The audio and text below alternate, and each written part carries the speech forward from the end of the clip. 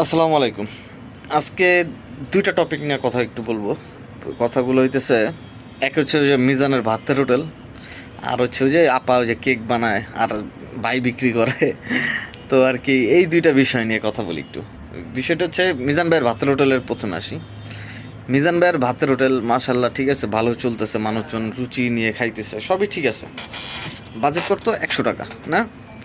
আপনি নর্মালি চিন্তা করে দেখছেন 100 টাকায় আপনি ভাত আনলিমিটেড, ঝোল আনলিমিটেড এবং আপনার যে আলু আনলিমিটেড, বাট গোস্ত পাবেন 1 পিস। ভাই মানুষ ভাত কতটুকু খায়? একটা নর্মাল সাধারণ মানুষ কতটুকু ভাত খায়? আর গ্রেভি আমার মনে হয় না যে গ্রেভি খুব ওই যে কালা ভুনার মতন খুব গ্রেভিটা অনেক স্বাদ। আমি জানি না, মানুষ খাইছে, বাট আমার কাছে মনে হয় না যে গ্রেভি অত নেয় বা আলু অত খায় মানুষ।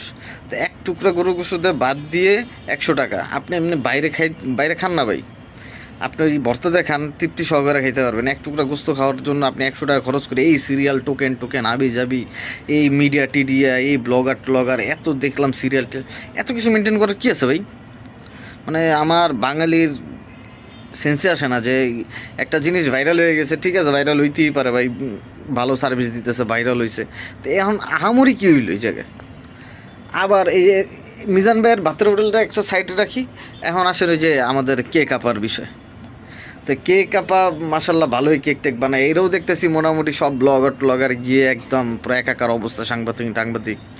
তো এই যে একটা মানে বাঙালি একটা হুজুগে বাঙালি, বুঝছেন, এ কেক খাওয়ার জন্য রাস্তার পাশে, বুঝছেন, সিরিয়ালের পর সিরিয়াল। ঠিক আছে, একটা লোক ব্যবসা করতেছে, সুষ্ঠুভাবে ব্যবসা করতে দেন, সমস্যা নাই তো, করুক। এর এই মিডিয়া ব্লগার হাবি জাবি গিয়া মানে মাথায় উঠায় নাচতেছেন না, এই হলো অবস্থা। মানে আরও অনেক সুন্দর সুন্দর ব্যবসায়ী আছে, ভালো জিনিস আছে, ওগুলারে ফোকাস দেন। দেশের কী অবস্থা, ওগুলারে ফোকাস দেন। কি একটা পাইছেন সারাদিন টাইম লাইনে কেক আর কি মিজান ভাইয়ের ভাতের হোটেল। কমন সেন্সের অভাব চলতেছে সবার, আর কিছুই না। আল্লাহ হাফেজ।